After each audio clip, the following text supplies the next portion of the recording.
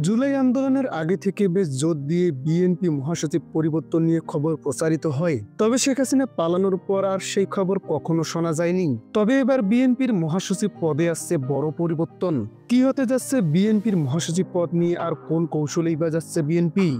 দেশের সর্ববৃহৎ রাজনৈতিক দল বিএনপিতে মহাসচিব হবে ৩ জন। বিভিন্ন সূত্র এবং দেশের প্রথম সারির কয়েকটি গণমাধ্যমের প্রতিবেদনে এমন তথ্য উঠে এসেছে। সূত্রের বরাতে জানা যায় একজন হবে সাংগঠনিক বিষয়ক মহাসচিব, আর একজন আন্তর্জাতিক বিষয়ক মহাসচিব এবং অন্যজন দায়িত্ব পালন করবেন প্রশাসনিক বিষয়ক মহাসচিব হিসেবে। দলের জাতীয় কাউন্সিল অধিবেশনে কিংবা চেয়ারপারসনের গঠনতান্ত্রিক ক্ষমতা বলে নিয়োগ দেওয়া হতে পারে মহাসচিবদের। এছাড়াও দলের কেন্দ্রীয় কার্যনির্বাহী কমিটির কাঠামোতে আরো বড় ধরনের পরিবর্তন আসতে পারে। যুক্ত হতে পারে কো চেয়ারম্যান পদ, তবে এটি শুধু দলের জাতীয় সম্মেলন, জাতীয় কাউন্সিলের মাধ্যমেই হতে পারে। এসব বিষয়ে প্রতিক্রিয়া শুরু হয়েছে। দলের হাইকমান্ড তারেক রহমান সর্বোচ্চ নীতি নির্ধারী ফোরামের সদস্যদের সঙ্গে বিষয়টি নিয়ে আলাপ আলোচনা করেছেন।